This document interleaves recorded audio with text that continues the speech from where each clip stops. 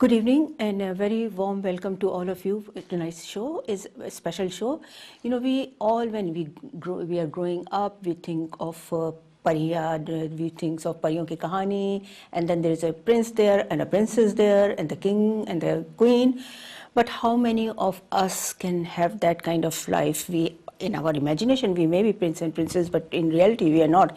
But today, I'm going to introduce you to a person who has royal blood in her, and not only that, and she has the passion, which was her grandfather's passion. So we have in our studio today Jyotsna Singh, who is the granddaughter of Maharaja of Patiala. Welcome to the program. Thank you. And I'm sure you must have heard these corny lines all over the time, but No, it is something, you know, when we are growing up, especially in India, when earlier before partition, there were so many kingdoms and riyasat and states. And your grandfather, Maharaja of Patiala, was one of very well known, not only in India, but in the Western world also. And the reason he was well known was because of his passion for jewelry. It's passion for jewelry and just a flamboyant lifestyle. Yeah. So. And I think all these major jewelry houses, they created special pieces for him. They did. I mean, I think it was a fashion in those days for the Maharajas to go to Europe to get jewelry made there. Mm-hmm. And if you look at the European designs of the early 20s and 30s, you'll find that a lot of them were modified. They included some of the Indian designs and then made them in a very European way. So that's the jewelry that I saw growing up. I didn't see too much of the very ethnic Indian jewelry because I think that was a fashion at that time. Right. And then there was the famous Patiala necklace. What is the story behind that? The story is that the main diamond in the Patiala necklace is the De Beers diamond. It's about 235 carats, I believe. It's the size of a golf ball. And it was bought in an auction by my great-grandfather in the late 19th century. I think it was bought in Europe. And probably just was, just the diamond itself. Just the diamond. And it probably just lay with the family till my grandfather took a chest, they say chest full of jewels. In the early 1920s, he took it to Cartier in Paris, and he said, "Make my crown jewels." And the most extravagant piece of jewelry that Cartier has ever been commissioned is the Patiala necklace. And that is what they made. They made a lot of other jewels, but it was at the time of Maharaja Bhupinder Singh that the Patiala necklace was made. And that's when they used the diamond, and the total necklace, the diamonds in the necklace are probably around 1,000 carats. And he wore it on special occasions, or?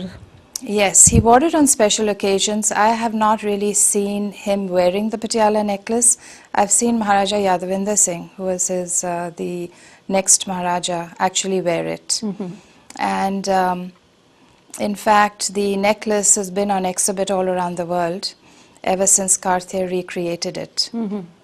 The story... Recreated means the original one is still in the family?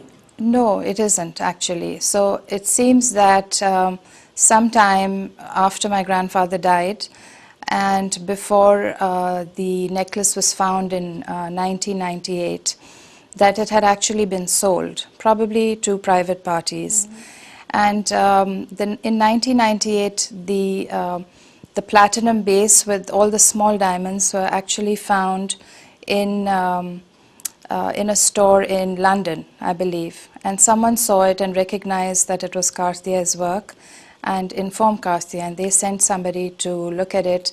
They confirmed that it was the necklace and they bought it back. They wanted to recreate it, and it took them about 3 years to do that. They tried to use white sapphires and different other jewels, but they couldn't get the same look.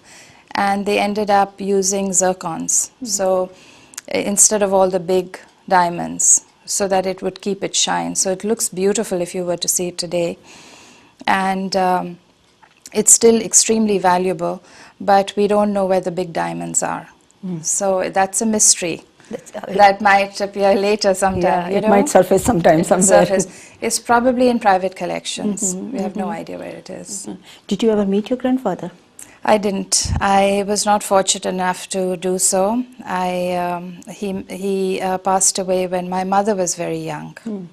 But it's a very large family, and I got a lot of glimpses of the lifestyle and the kind of person he was from all my grandmothers. I have many grandmothers and lots of aunts and uncles. So He had very large family. very large family. Right. My mother was one of 52 children.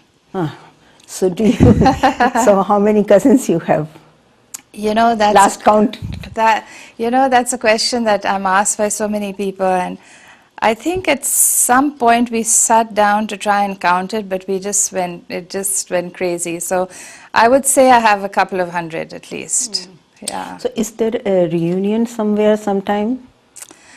Not really. Unfortunately, we are all scattered all over the world, and we grew up in different places at different times. I think that when my mother was alive, in those days we would have a lot of get-togethers. We still do, but the family is much smaller now. A lot of my aunts and uncles have passed away. And I think they are the ones who kept it together. My generation has not done so. We get together, but the gatherings are small, and our association with each other depends on what age we are. You know, there's such a wide age range. Absolutely, yeah. You know, You know, just now you mentioned that your grandfather was flamboyant. Did you ever experience that kind of rich life or the royal life when growing up? I did, but I didn't experience it in the Patiala family. I experienced it at the palace of Tukoji Rao Holkar. My mother was very close to them, and they were like my grandparents, adopted grandparents, because he was at the same age of what my grandfather would have been had he been alive. And we would spend a lot of time in Lal Bagh Palace in Indore. And so I did see a lot of the palace life there. Tukoji Rao Holkar was married to an American lady, Nancy Miller. She changed her name to Sharmishta Bai Holkar. And she was like a grandmother. And we would spend a month every year. I went to a boarding school all my life. But in winter, we would go and spend a lot of time with them. So I did experience some of that. That must have been fabulous. Yes, it's a fabulous memory. It's like a dream, actually. Yeah, yeah. When I think so back. what made? But your as a business or education background, you were in a corporate world also. I was. In fact, I was in a corporate world all my life, and it was 2 years ago, and when I was 54, when I left Levi Strauss. And then you started your love and passion of designing and jewelry. I really didn't know that it was a love and passion at that time. I really didn't. So what made you go into that line? Well, 3 years before I left the business, I just started selling somebody else's jewelry, and I enjoyed doing it, and but I was very particular about what I was selling, and when I and I really didn't have time to pursue it any further because I was still working. But when I left Levi's, I found that I had a lot of time, and I wanted to actually design my own collection. I didn't think that I could do it myself. I thought I would have to work with a designer. But I found that I was able to, and it just sort of grew. So I made 9 trips to Jaipur in the first 6 months that I was in India. And each time I went back and forth, it just got better and better till I developed a style of my own. And that style became Manjusha. That style became Manjusha, and I was very fortunate that in my 2.5 years, actually 5 years in jewelry, that I've worked with wonderful people, and I've learned a lot from them. They've all been young, in their 30s, and they've been dynamic to work with, and I've learned a lot from them. So I learned the business with one person, how to run a business. I learned a lot about stones from another. and I've learned about the financial aspect from another person. So I really have learned along the way, and I think there's no better way of learning sometimes than on the job. Absolutely. You know, you're just thrown into it. But it just became such a passion with me that it didn't matter, you know, whether I was there in the heat sitting with the craftspeople in June in Jaipur. It doesn't matter to me. I go into a different world when I'm there. Right. What is your inspiration? I think what inspires me is the beauty of the stones. And whatever idea that I have seems to just grow, and when I work with the stones and work with the craftspeople, what emerges is something so beautiful. And I can't attribute that to my design. It's also it's the craftsmanship, and it's the beauty of the stones, you know. And I'm continuously amazed at what happens once it's finished, when the product is finished. I'm continuously amazed, and I'm very lucky. I work with very talented people as well. And just tell us, what does Manjusha, why Manjusha? Because it's a very special name. Manjusha, I was looking for a name for the new brand, and I had been thinking about it for days, and I don't do anything without the guidance of my guru. And that is the name that appeared. And it means a treasure chest. I've taken it as a treasure chest of jewels, but I think it has a very spiritual connotation as well. And that is very important to me. Absolutely, because it's somehow associated more with Buddha and Bodhi. Yeah, religion. And I didn't know that, so that's something that I'm really happy they that you have a mentioned. deity also, which is called Manjusha also. Oh, really? Yeah, so well, that's wonderful. So that adds added meaning. That's added meaning for me. So you said you have all kind of consumer who are appreciating your jewelry. But when you design a particular piece, which is your favorite stone, first of all? Lapis. Lapis. I find It has different shades in there, that's why? It has the most beautiful cobalt blue, and it has lines, it has threads of gold running through it. And it's a stone that is found prolifically in Afghanistan, but I'm sure you get it in many other places. I love the color of the stone, and I find it very vibrational. I find it a very spiritual stone, and you'll find it in all ancient jewelry.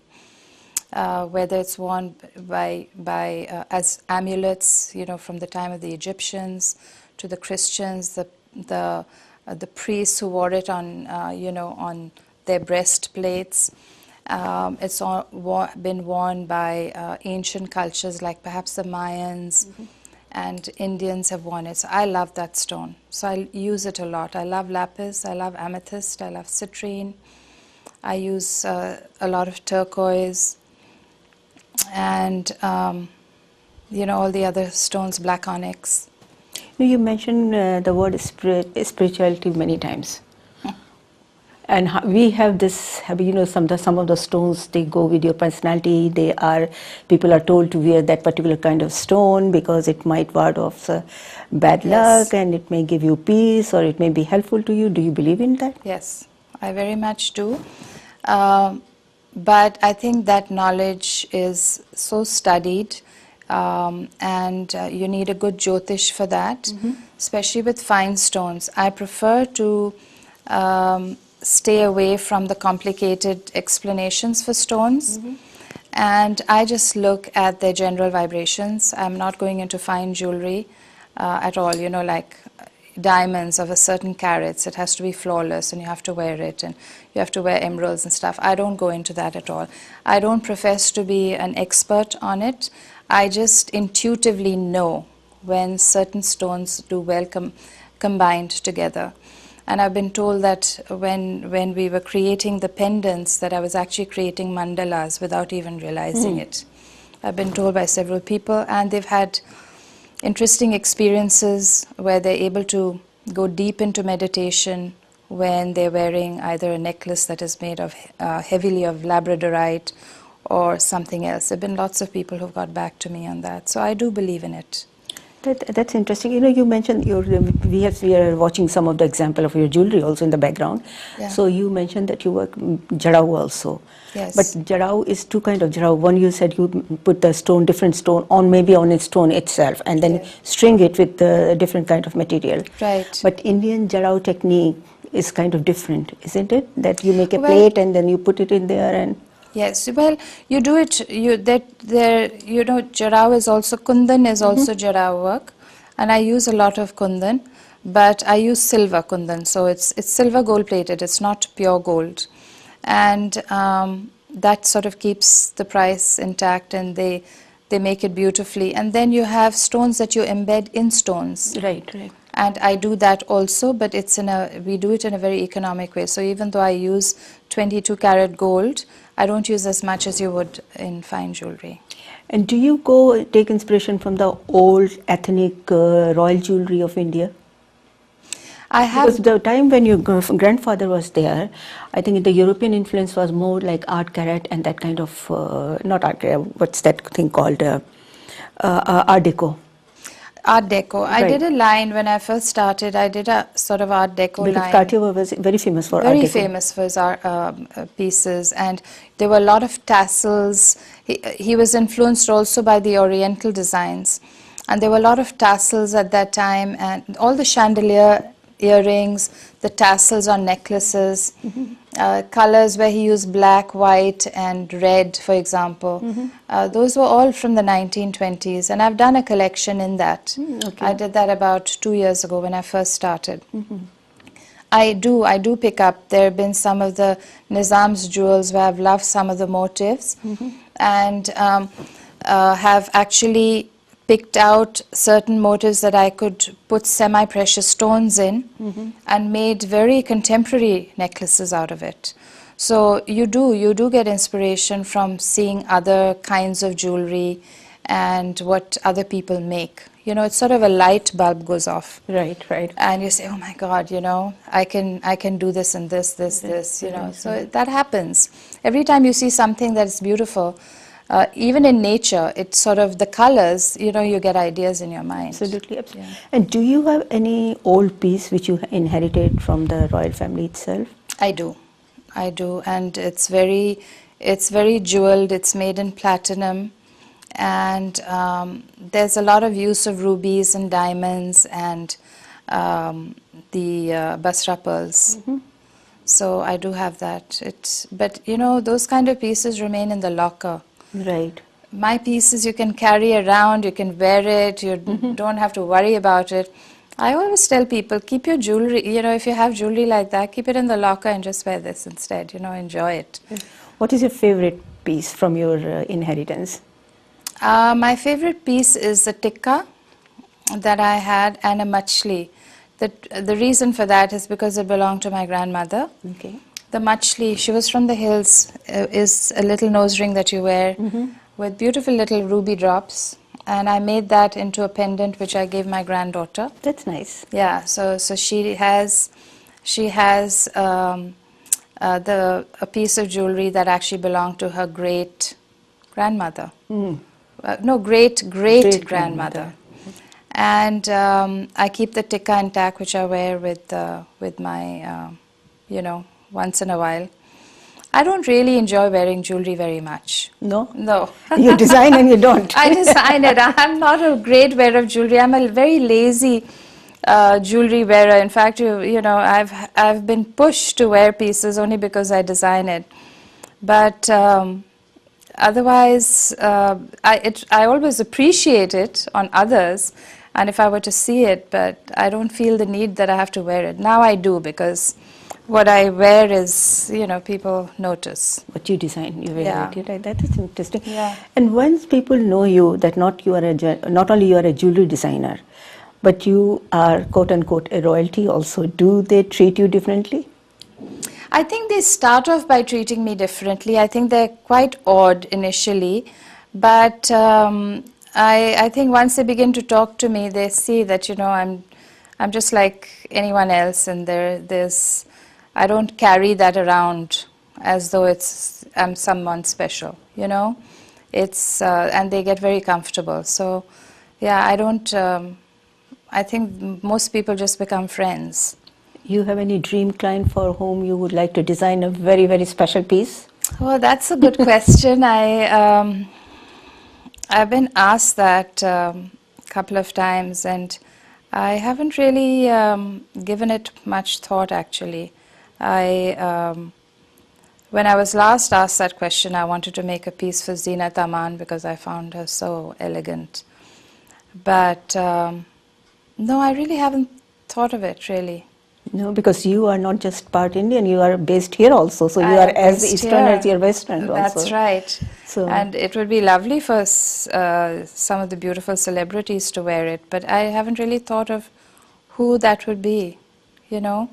Maybe someone like Nicole Kidman or Catherine Zeta-Jones. I would beautiful love, women. yeah, beautiful women, Yeah, you they're know. beautiful women. Catherine Zeta-Jones for sure, with her coloring would look stunning in one of the elaborate pieces. That's there. You know. Maybe your dream will come true one day. Maybe. Who knows, you know?